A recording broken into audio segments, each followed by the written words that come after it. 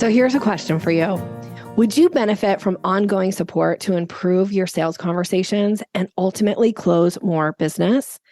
The Sales Maven Society offers you daily support for your urgent sales questions, an extensive library of bite-sized trainings to hone your selling skills, and monthly live coaching calls where you receive individualized coaching from me specific to your business so that you're able to remove any bottlenecks in your sales process. This is the most robust sales coaching program around for an incredible value of only $147 a month. And you can join now for your first month for only $47. You get access to absolutely everything, including the live coaching calls with me. Come check it out and see if this is the place for you to really elevate your business to the next level. You can do this by going to yoursalesmaven.com/society, hit the join now button. And then when it takes you to that page, enter this code, the number 4, the number 7, and the word trial, TRIAL. So 47 trial, all one word, and you'll be a member. I can't wait to see you in there. Now, here's the podcast.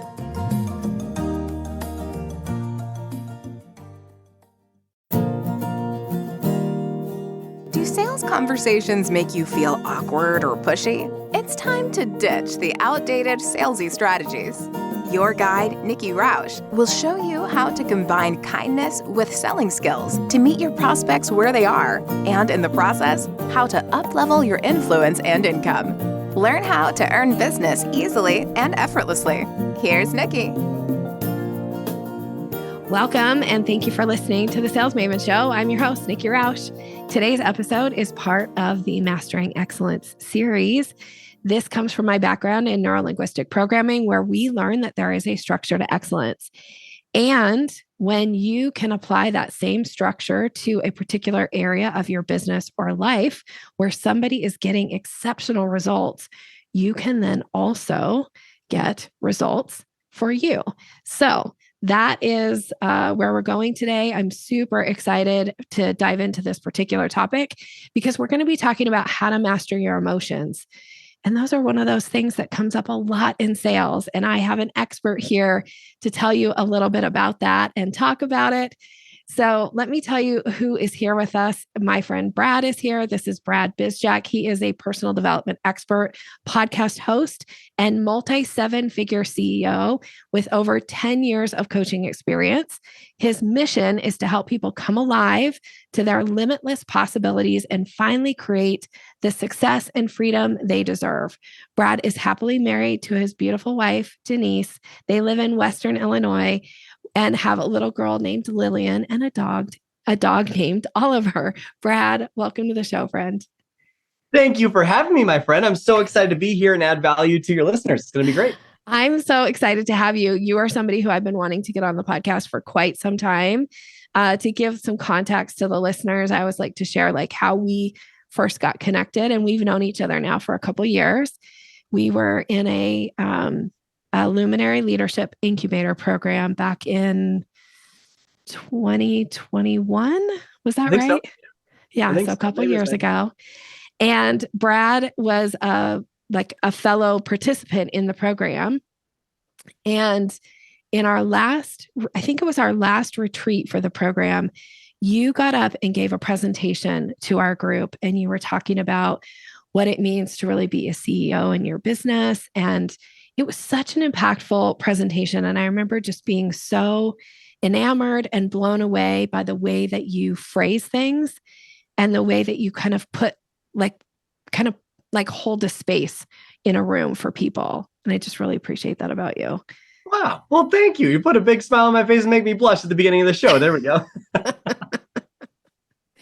And tell everybody a little bit about your business and about who you are, and more than what I gave in the bio. Yeah. And I think what will help everyone listening is some context in where all that came from, especially when you're talking about sales. I had so many limiting beliefs and fears, things like I'm not enough, or things like I'll be judged, or scarcity mindsets, right? And I remember I came out of college about $92,000 in debt. And at that point in my life, I really wanted to reverse my financial situation, right? I wanted to be out of debt. And I found online business, right? And that was the ticket. I saw all these stories of freedom and possibility and everything. And I wanted that so bad.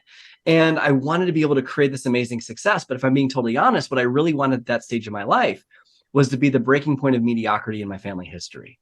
I wanted to outrun my past. I wanted to feel something like I could sprint towards something instead of sprinting away from something.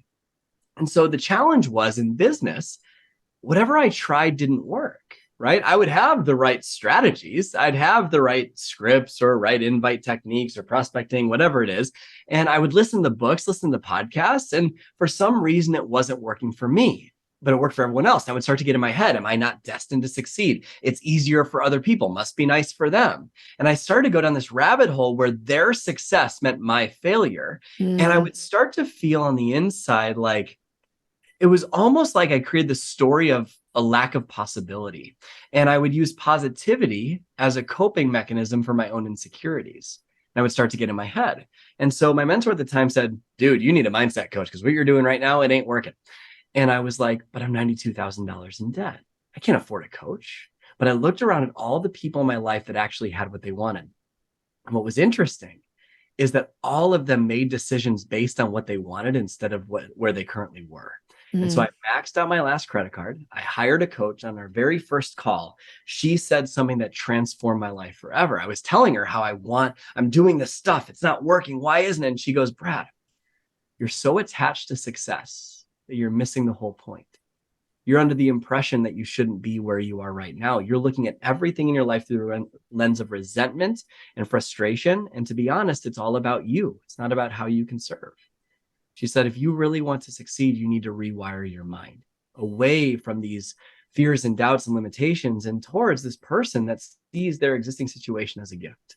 And I went on a journey of doing that. And it transformed everything in my life. I literally changed my beliefs, my thought patterns. I did everything I could over the next following years. And it's led to a beautiful business, helping other people do the same. And particularly business owners that need to make sales. A lot of it comes down to what you believe, because what you believe, meaning how your mind is wired, that directly impacts the potential you tap into, directly impacts the action you take, and therefore the results you get. And that reinforces the beliefs or thought patterns you already have. And so that's what I've made my life's work, to help people come alive to their limitless possibilities and finally create the success and freedom they deserve. I love it. I love it. Okay, we're going to talk about how to master emotions, because I think that's something that comes up. And I also know that this is one of your, I like to say superpowers, but I don't know if you would refer to it that way. But I want to dig in and tap in, because emotion is one of those things that often comes up for me, for my clients, and see what your structure is, how Brad approaches this and masters the emotion. So the first question I always like to ask is, if I got to stand in for you for a day, so I get to be Brad for a day, what would I have to do, or how would I have to think to really show up in order to master my emotions? That's such an incredible question. And actually, what I was going to go into is how, if you're going to master your emotions, we need some context into why that's important. Because if you think about what someone in sales wants, they don't want to master their emotions, right? They want to make more sales. Yeah. And so they want to make more sales, make more money, have more leads, all that stuff, right? So why does emotion matter? Because if you have limiting emotions when you're in a sales situation, you will get very limiting results. And what people typically do in a sales situation, they shrink themselves down. They don't want to be judged. They don't want to be perceived negatively. And so anyways, to answer that question, if you're going to play that role, I would say the number one thing that you need to do is you need to be driven by a compelling vision of the future, or help people identify what that compelling vision of the future is. Most people are making the mistake right now, and this is why their emotions are so down. I can give you strategies all day long on how to tweak your emotions, how to set your emotional thermostat higher, how to do all of that. But one of the main reasons why emotions are not high in sales is because people are going after goals that aren't even theirs. What do I mean by that?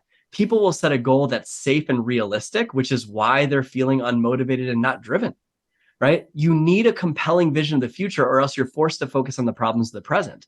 And so when I talk to people, and most of the people I work with are in sales, and I talk to them about their goals and dreams, what they've done is they've set a goal and a dream based on the failures of the past. And they're like, well, I'm afraid of this big dream. I'm afraid of creating this. No, you're afraid of the past happening again.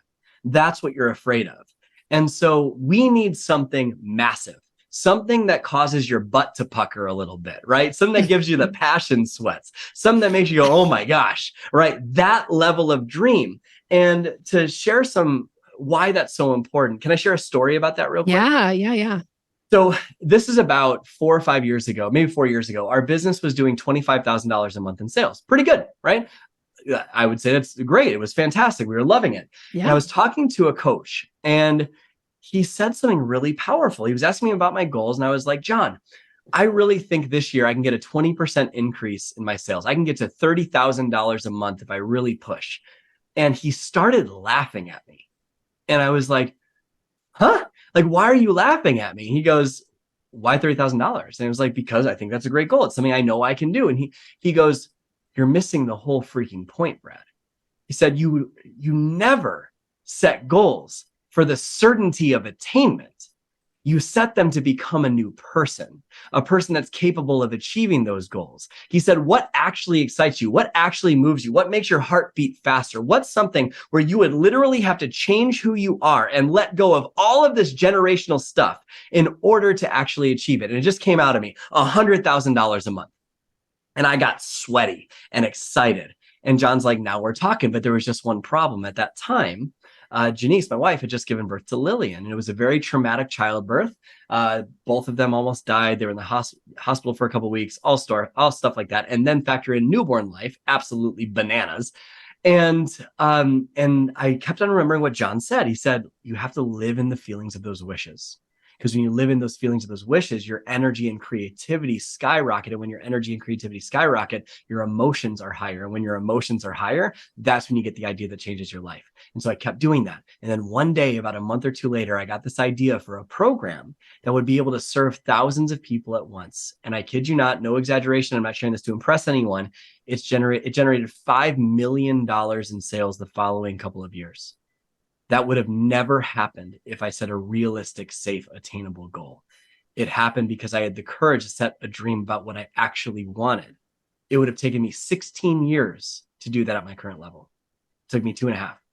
And so to everyone here, if you're going to be in the coffee shop and take on that persona, and you're going to help someone, it's got to be helping them to identify what they actually want. And that will solve most people's challenges, because that gives them a reason to show up in a higher energy place in the sales situation. Super impactful. So I want to comment on a few things that I wrote down that you said, just for the listener, in case you haven't written these down yet. I hope you're stopping what you're doing and taking notes as Brad talks. So this idea of mastering your emotions, like if you go into a sales situation, or probably any situation, but please correct me, Brad, as I say this stuff. If you go in with limited emotions, you're going to get limited results. So that's super impactful. And I love this idea of your goal needs to give you the passion sweats. I've never heard that before, but that seems like a very Brad thing to say. So I love that. You got to have the passion sweats and set the goal that is actually going to make you have to change who you are in order to hit it. Awesome. Awesome. Okay. So we've got some ideas now. So starting from this place, what specifically would I have to do to behave like you when I'm thinking about mastering my emotions, applying the things that you just said? What do I have to do now? Such a good question. So this assumes that you have a compelling vision, right? You're driven by a compelling vision of the future. Well, what happens when you have a compelling vision? The very next thing that happens is that limiting beliefs and fears show up. In fact, that's the sign that your dream is big enough. If it gives you how the heck is that ever going to happen? And so if you think about this journey, what most people think on their path to success is that it's linear, right? That it's just one straight shot. Nothing could be further from the truth. It's a roller coaster of ups and downs. And that's a cliche for a reason, because it's true. Well, What most people don't realize is that they're a thermometer for their experience, right? And my challenge to you is to become a thermostat. And what do I mean by this? If you have this dream, this destination or destiny that you want to accomplish, it's going to be a roller coaster along the way in terms of what happens in your life. Sometimes things go in alignment with your expectations, and sometimes things go very much out of alignment with your expectations. And if you do not control your emotions, if you don't know how to navigate them, then your emotions typically follow this up and down craziness. And so what does that do to your level of consistency and success? Well, imagine a sales situation.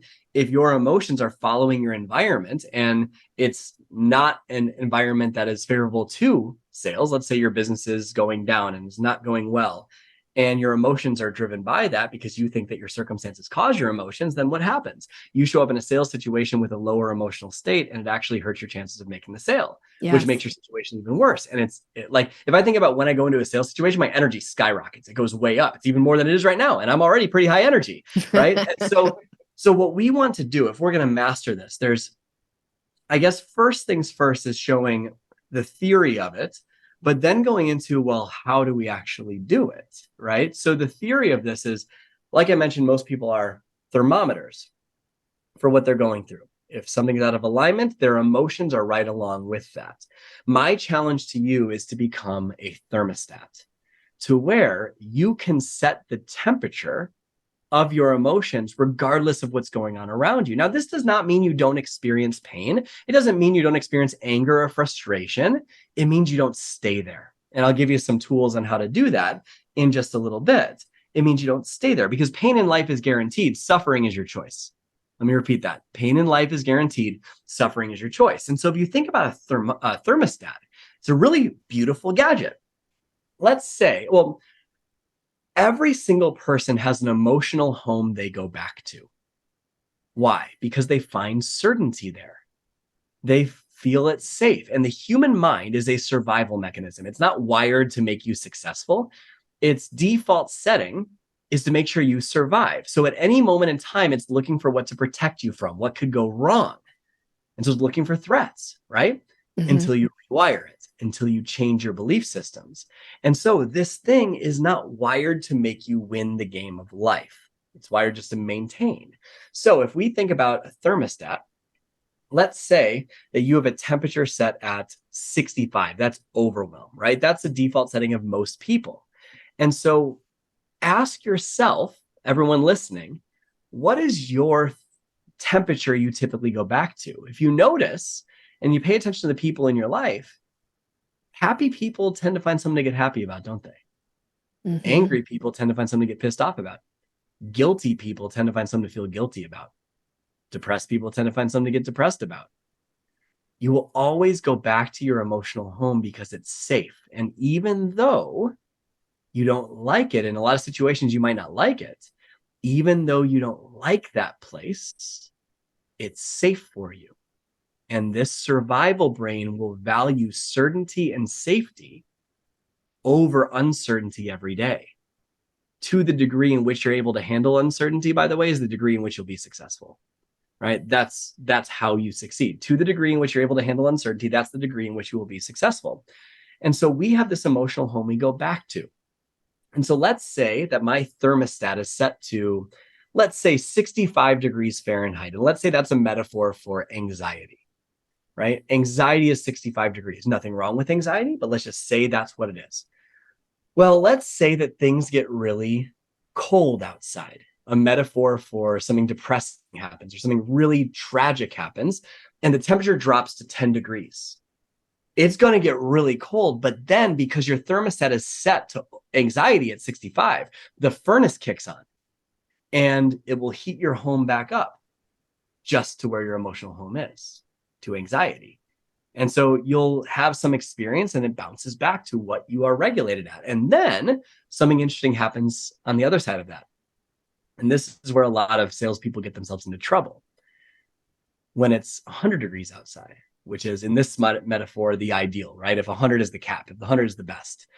When it's 100 degrees outside, what happens? The AC kicks on. and it drops it back down to anxiety. Can't be that good. Can't be that easy. Can't make sales that quickly. No way. There's no way I can make this much money. And we get in our own way. And we stop ourselves because of our emotional home that we live in. And so what we want to do is ask ourselves, what's the goal and the dream, the compelling vision of the future that we have? And what emotional state would I need to live in consistently in order for the creativity to flow out of me to hit that goal? And when you can program that emotion, that's when you get the ideas and the drive and the hunger to go make it happen. Think about the word manifestation, right? That's a woo word that's thrown around in this industry like crazy. I'm going to manifest this great life. Well, what's manifestation? Manifestation is the physical representation of your consistently dominant vibration. Say that 5 times fast. Manifestation is the physical representation of your consistently dominant vibration.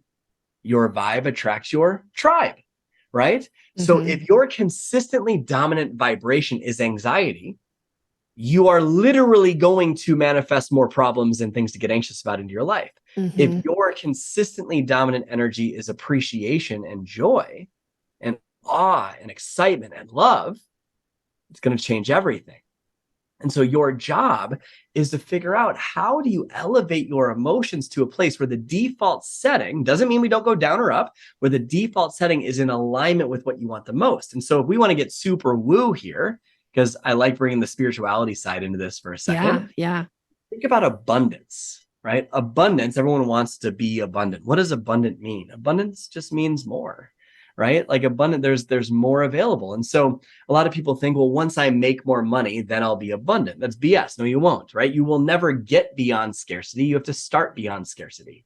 That's where you start. You start in abundance. Well, what is abundance? That is absolutely where the money shows up. But abundance happens when you're living in wealth. Wealth and money are 2 different things. Like, you know, people that have money that are broke, but you also know people that are feeling fully alive and they end up manifesting the money into their life. Why? Because they're wealthy. They're wealthy individuals. And if you see that person that is truly a loving, caring individual, but they don't have the physical byproduct in their life, it's probably because they're missing one of the 2 sandwich pieces of abundance, the energies and emotions of abundance, which are, and this the sandwich of abundance, bread slice number 1 is unconditional love. And this is where you see most people living. Unconditional love. They're such giving individuals. They care about people so much they want to create for them. Unconditional love is the energy and emotion of creation. It's a beautiful place. That is where ideas come to you to go and create. It's wonderful. And most people in this space would live there. They care about people. It's amazing. But because people haven't done the work on letting go of, let's say, past traumas, or letting go of old limiting beliefs or paradigms, they don't allow themselves to have the second sandwich piece. The second piece of bread is deep appreciation. It's the energy of thank you. It's the energy of receiving, being open to receiving, allowing beauty to come into your life. Most people give from a place of martyrdom just to meet a need of significance and make them feel more important. But if you're not open to receiving, then abundance doesn't exist there. And so most salespeople are after what they would label as abundance. Well, if you ask yourself, where does abundance exist in my dream? I'm guessing it's more wealth, right? Wanting more money. Mm-hmm. Unconditional love and deep appreciation is what we need to train our emotional state to be at consistently, not just 5 minutes in the morning in a gratitude journal, but where you actually consistently live. Well, I feel like you just gave us a masterclass. I love this so much. I've never heard anybody talk about the thermostat, and to the way that you explained it. Again, this is one of the things that I was so blown away with. It is the way that you frame things, and it's like the safety that you create in the room around this. Like, I think, at least for me, that temperature and like being the thermostat is so clear now. I so get it. And figuring out, what that big goal is, the thing that you most are dreaming about, the thing that gives you the passion sweats, where does your thermostat have to be set in order to be able to receive it and to have that? I'm just really blown away by that. Thank you so much. Okay. Another question that I have for you here. What are your goals when it comes to mastering the emotion, given all that you've shared here? My number one goal is don't close my heart. That seems so simple, but if you think about, there's a great book called The Untethered Soul by Michael Singer. I highly recommend everybody read it. It's so fantastic. It changed my life. But if we think about emotion from a high level perspective, what's emotion? Emotion is energy in motion, higher vibration, higher emotion, right? So excited is a higher vibration, right? That's a higher energy, higher frequency emotion. Depression, very slow moving, slower emotion. And so your vibe attracts your tribe. Your vibe gives you what you want in life. And so if you think about energy that way, from that perspective, my goal is to always have energy. And what prevents energy from being there? People say all the time, well, it's food. Well, you've had times where you've had a Thanksgiving meal and you feel so much energy after that, right? After having all the food in the world. No, right? Some people say it's sleep, right? I'm not saying sleep's bad. Sleep's great. But you've had times when you've gotten a lack of sleep and then a great friend comes into town, you have amazing energy. Why is that? Why does energy exist? It's because in your highest energy times, your heart is open. It's when you are open. And you know exactly what that means, because when you close, you feel it. And this typically happens in sales situations. When it's the leading up to the sale phase, it's all about value, value, value, giving, serving, loving. The heart is open. And then what happens in a sales situation? We start thinking about ourselves. Yes. How am I being judged? Like, what's in it for me? What if they think negatively of me? I don't want to be a sleazy car salesman, all those things, right? Yep. Well, Yep. sales is the greatest form of service you can ever give someone, because when someone pays, they pay attention. And so you are actively, unintentionally, but actively hurting people when you don't sell to them, because they don't take the transformation seriously in order for their life to change. And so if you go into a sales situation with an open heart, that is where all of a sudden the greatest transformations happen, because people can tell if you're in it for the money or if you're in it to truly make a difference in their life. And so my intent, my goal when it comes to my emotions is don't close. Keep my heart open all the time. And that doesn't just help me in sales. It helps me in my marriage, helps me with my parenting. Just don't close your heart. And that's it. I feel that. I feel everything you just said about sales with that whole idea is that, yes, you go in and you be open, and it isn't about what's in it for me. It's about how can I serve? Yeah. I love that so much. Okay. How do you know that you're achieving your goals of keeping your heart open or how do you know you're achieving your goal of don't close your heart? Oh, that's such a great question. How do you know you're achieving your goal of don't close your heart? Well, it's really simple. Where's the focus? If you think about what makes you feel the most alive, you feel the most alive when your intent is contribution towards others, when your intent is growing so you can contribute more to others, and when your intent is love. That is where you feel the most alive. Where do you feel the most down? When your focus is on what you're getting, your own personal significance, when you're comparing to other people, or when you're in this state of security and survival mode. That's when you feel the absolute worst. So I look at my level of intent. I know I haven't closed when it's truly about other people, when it's about making their life better. And so what does that mean in real time? Right? Well, in a sales situation, for example, am I worried more about if this person's going to say yes or no? Or am I worried more about what this will do for their life? Am I in a sales situation? Am I worried more about saying the right thing? Or am I focused more on just speaking into someone's soul? You know that you are open when you're not closed. And you know you are closed because you have tells in your life. Anxiety might be one of those tells. Overwhelm might be one of those tells. Fear might be one of those tells. Whenever you go back into your head and you're living in fear, you're dead, right? If you're in your head, you're dead. If you're in your heart, you're smart. When you live in your heart and you don't close your heart, all of a sudden the mind becomes a tool that your heart uses to fulfill its purpose. And so, in fact, are you familiar with Heart Math Institute? A little. I'm familiar with, but please share. They did this incredible study about it was I believe it was in regards to helping someone like solve challenges in their life. And when someone was in a state of fear or stress or overwhelm or anxiety, they measured brain waves and heart waves overlapped on a chart. And they found that it was absolute chaos on screen. They weren't able to find any sort of direction to their challenge. And the EKG and the EEG were just bananas, right? Mm-hmm.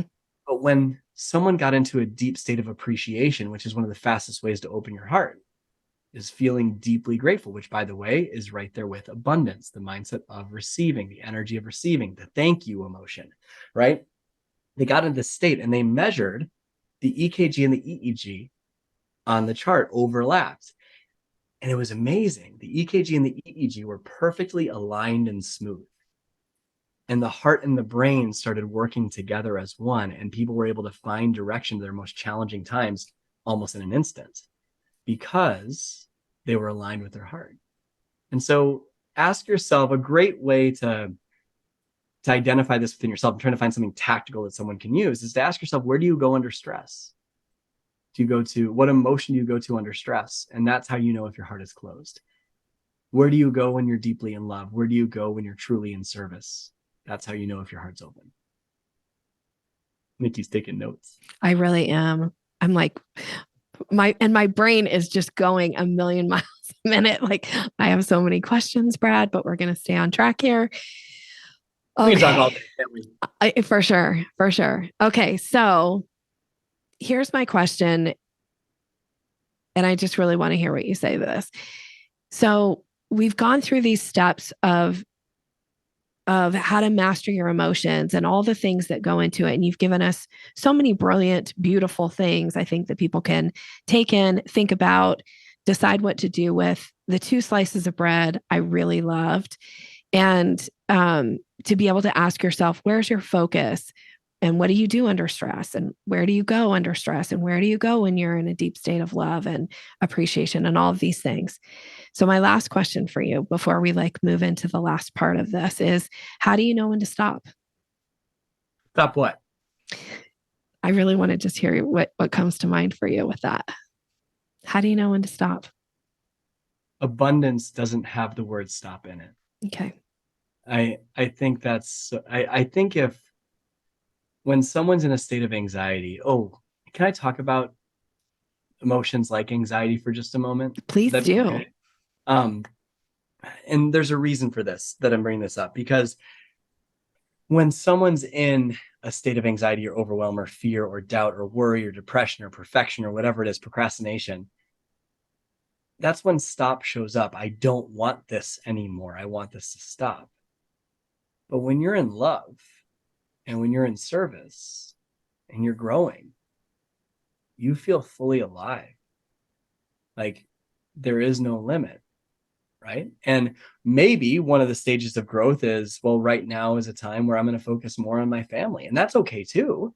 Mm-hmm. But love is a radiating thing. And something to consider is your spiritual intent will determine the level of insight that you receive. So what do I mean by that? Well, when the focus is just on yourself and what you're getting out of life, you receive very limited insights into how to make a change. When all of a sudden there's kids involved or a spouse involved or friends involved or whoever it is, and your intent expands a little bit more, there's more insight because your level of caring has expanded to more, because life supports that which supports more of life. When it becomes about changing an ecosystem, when it becomes about changing the world or a mission or a purpose, there's always more lives that can be changed. So our mission is to help people come alive to their limitless possibility and finally create the success and freedom they deserve. Well, there's unlimited amount of people that I can help with that. So my level of insight goes up because I keep thinking about, how do we change the world, right? And so there isn't a stop. It's go. It's continue as much as I can, because that's the most expansive thing. So if we think about anxiety or overwhelm or any sort of uncomfortable emotion, I like to give people a tactical tool, because people are probably like, okay, that makes sense about where we want to go. But what do we do when we get under these states of stress? I'm not immune to this. I get in states of frustration, overwhelm, anxiety sometimes. Everyone does. What do we do when we go there? And this is probably the most important thing that I'll say in this conversation. This is something that transformed my life completely. And it was when I realized that the reason these uncomfortable emotions got worse and worse and worse was because I was making them wrong. I was saying I shouldn't feel anxious, right? If you think about anxiety, when that comes up, I shouldn't feel this way. I should have it all together. I should have my next priority mapped out. And what do we start doing? We start getting feelings about our feelings, right? We start getting anxious that we're anxious. And next thing you know, it's a panic attack at 2 a.m. and you don't know where to go or what to do. And it feels completely overwhelming until something changes your state. Well, one of the greatest pieces of personal growth and development that's ever changed my life is this idea of acceptance. Because if you think about anxiety, it is not a negative emotion. It is an uncomfortable emotion. All emotions serve a purpose. Like an uncomfortable emotion is a call to action for something that needs to change in your life. And a comfortable or pleasant emotion is a reward for how you've been living your life. And so when these uncomfortable emotions like anxiety, for example, show up, what would happen if you just didn't make them wrong and you welcomed them? What if you got anxious and you said, okay, I'm feeling anxious. That just means I care a lot about the future. What happens in that moment? Anxiety dissipates. Why? Because the greatest way to reduce anxiety, depression, overwhelm, fear, whatever it is to welcome it. It's to welcome the emotion. And when you welcome the emotion, all of a sudden you can regulate it. And so years ago, I was on a coaching call with a personal development coach that was helping me through some challenges in regards to anger. For a long time, I made anger wrong because growing up, I would see these people in my life that expressed anger. And I was like, I never want to be that way. Mm-hmm. But anger is a very useful emotion in certain situations. It's not a bad thing to feel anger, but I made it wrong until I realized that all emotions serve us. And my coach gave me an acronym that I followed to this day about how to properly process emotions so that I can move forward and regulate them and elevate my emotional state, right? So it's a 5-letter word. It's called ruler, R-U-L-E-R. The R stands for recognize it. What is this emotion? Okay, I'm feeling overwhelmed, right? The U stands for understand it. Okay, is this really overwhelmed or am I feeling hurt? Is it hurt or am I more anxious? What am I actually feeling? Why am I feeling that way? What's the actual emotion? And that leads to L, which is label it. It's the same thing as number 1, just with more data, right? What's the actual emotion you're feeling? That whole process for those first 3 letters takes a grand total of 12 seconds, right? Maybe a little less. But then here's what most people do. Most people just want to go and feel alive and happy and all these things. Mm-hmm. But they don't allow uncomfortable emotions to be felt. They suppress them and push them away. Mm-hmm. So it's like a plaque building up in an artery, right? The blood flow is very limited going by. Blood flow meaning pleasant emotions, love, things like that, because this unexpressed emotion is building and building and building. And so that leads to the next letter, which is E. E stands for express it. Express it without consequence. If you're feeling anger, for example, and you go and try to yell at your kids when you're feeling anxious or when you're feeling angry, well, you're expressing the emotion, yes, but you're doing it with consequence. Mm-hmm. So instead, it might be a better idea to go and beat a pillow up or to go scream in the car, right? Or to have a good cry in the shower or to journal about it, but let the emotion out so it's not trapped in your heart. That, by the way, is the key to most people's solve of emotional mastery just right now is just expressing what you feel and not making it wrong to feel what you feel. And then after it's expressed, you get to R, which is regulate it.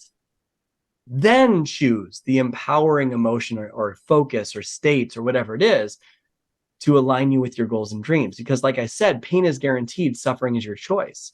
The reason why emotional thermostat is set low is because most people are staying in their uncomfortable emotions instead of realigning with love, instead of realigning with gratitude.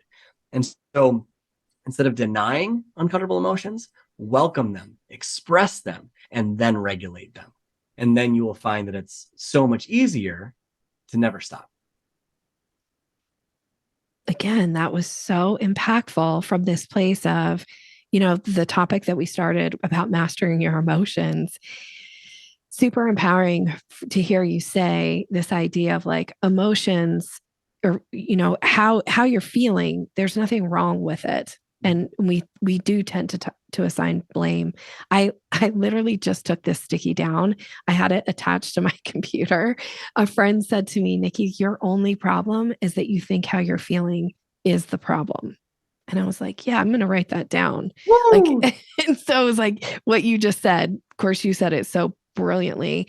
And this idea of ruler, that's so fantastic. Thank you so much for sharing that with me and also with my audience too. I think that is a really powerful thing to be able to address it from this like simple 5-step process. So good. Awesome. Okay. So as we wrap up, before I like get into the last few questions with you of like, how can people get in touch with you?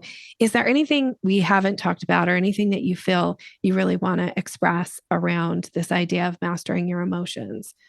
Yes. Okay. Your greatest challenge is thinking you shouldn't have challenges. Mm. And I believe, my core belief is that life is always happening for you and not to you.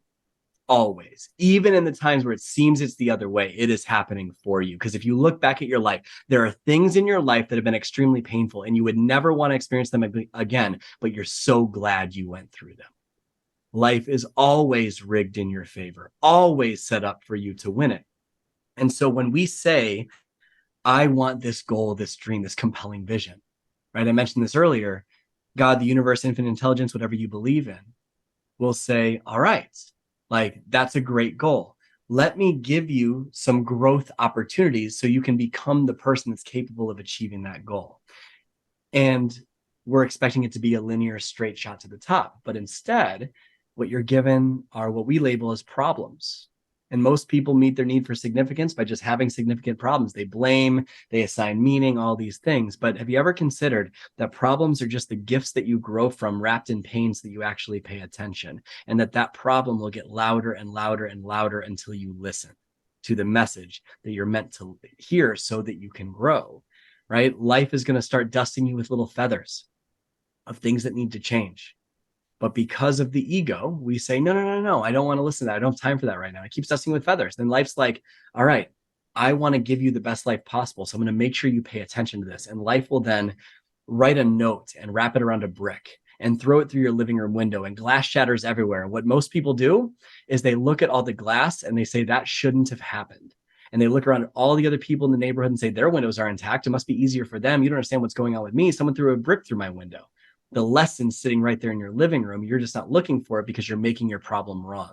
And if that keeps happening, then life likes to really run you over with a truck. And it will take a can of red paint, paint the message on front of a Big Mac truck, blare its horn, and run you over. And you wake up in a hospital a couple weeks later and you have a choice. Listen to the message that life's been giving you or blame the truck. And most people in life blame the truck. And so I have a core belief in every ounce of my being that life is always rigged in your favor, even when it's uncomfortable, even when it's hard. It's meant to be hard, because the greatest challenge that you have in life is thinking you shouldn't have challenges. Challenges are the gifts that you grow from. They're uncomfortable so that you pay attention. And when you start thanking your problems instead of blaming your problems, that's when you have so much more success almost instantly. I feel so seen right now, Brad. I can't even tell you. I want to go hide though. That's an uncomfortable thing to hear, because I feel like you were just talking right to me. Thank you very much for that. That was really beautiful. I just adore you so much. Giving her the heart symbol in my hands on the video right now. I need it. I feel like I need to cry now. That was so good. Okay. Couple little something extra for the audience just to get to know you a little bit, and then we'll wrap up with how can people get in touch with you. What is something that brings you complete pleasure or joy in your life? Seeing my daughter adopt these different pieces of psychology over time. Like the other day we were getting into her car seat on the way to school. And Janice, my wife, asked Lily, hey, Dice got to go to work. What does Daddy do for work? And Lily goes, he fills people's buckets. And it just melted me. And I was just like, oh my gosh, like it's so cool to see. And then for example, I'm training for a really challenging race. It's a 31-mile race with 60 obstacles. It's crazy, right? And I'll do these big training runs. And I'll come in and, Lily will see me all sweaty and what'd you do, Daddy? Well, I just exercised, I worked hard on my body, right? And then it will be a couple days later and she goes, Daddy, can I exercise with you? And I'm just like, oh my gosh, like legacy is what we leave in people, not for people. And so that brings me the most joy. Yeah. She's beautiful too, by the way. I know from following you on Instagram, she's so beautiful. All right. What is one thing people would be surprised to learn about you? I talk about poop a ridiculous amount. like like it's almost, no, it is weird. It's weird. Like in our family, it's just a thing. It just comes out. In fact, I was hosting a retreat this past weekend in Chicago, and we had, our high level group coaching clients there. And because this is a known fact about me, my clients on the next board of the flip chart, when I was on a bathroom break or something, they wrote the word poop and drew a poop emoji just because it comes up so much. And they pranked me. And then I flipped the chart and it said poop on it. That's something that people would be surprised to know about me. I love that. I feel like I was just telling somebody the other day, like one of my favorite podcasts to listen to for pure entertainment is a podcast called Bad Dates. And it's like people come on and share their worst dates. And there are so many dates that involve poop. So it's funny that you just said that because I just had that conversation this like 2 days ago with the mastermind group that I'm in right now. So anyway, all right. Last question. How can people listening right now connect with you? And I guess I want to do this as a 2-part, really. Something that's exciting that's going on in your business right now and how people can connect with you. Yeah, I think the most impactful for the listener is coming up. We have a completely free 5-day challenge, right? And you can obviously find me on Instagram, on the interwebs, and all that stuff. And that's how you can get in touch with me. But honestly, if any part of today resonated with you, my strong recommendation would be to enroll in what's called the Success Accelerator. It's a completely free 5-day mindset challenge where we go far beyond anything we talked about today. We're going to discover, how do these high performers achieve their goals so much faster than all their peers with less stress, without sacrificing time away from their family? How do they do this and create that success and fulfillment that everyone wants? How do they create a life on their terms? And what we're going to do is identify your unique definition of success, and then identify any barriers, any obstacles, any fears, any limiting emotions, limiting beliefs getting in the way of those things coming true. And we're going to rip them out and we're going to replace them in real time. Because a lot of this personal development stuff, it sounds great and motivating in theory, right? This is a motivating podcast. It's very helpful to think about life this way. But if you're listening to this and you are resonating with this, you're probably wondering how. Yes. How do I actually set a dream that makes my butt pucker when I'm afraid of past failures happening again? See, poop, right? Or how do I let go of limiting beliefs and fears and doubts? How do I let go of that stuff? How do I actually make it real? And in this 5-day challenge of total immersion, you are going to come out of it a completely different person in such a beautiful way. This program has impacted almost 50,000 lives from all over the world. It will impact yours too. So Nikki has the link for you to enroll. I'm sure she'll link it up in the show notes something. But it's going to be a game changer for not only your sales, that too. You'll absolutely become more successful in business from this, but you'll be able to do it from a place of complete joy and love and excitement. And whenever those sales situations happen, your energy goes up and up and up just because you're so connected with service. And so highly recommend, 10 out of 10 stars. Make sure you enroll in the Success Accelerator. It's coming up in just a couple of days, and you can find the link to that right below this. Yes. I'll have the link in the show notes for you. I definitely recommend that you get yourself enrolled in that. It will be something that could be the thing that makes the ultimate shift for you. So go do it. Brad, thank you so much for being here. Thank you for all you shared. You are a wonderful, beautiful human, and I'm so happy to know you. Well, thank you so much, my friend. It's been a privilege to serve your listeners, and thank you so much for having me. Yeah. And for you, the listener, thank you so much for being here as well. Appreciate you. Go check out the show notes, grab that link, and I will be talking with you soon. Have a great rest of your day. Thanks for listening to Sales Maven. Visit us online at yoursalesmaven.com/maven for more resources to boost your confidence and skills.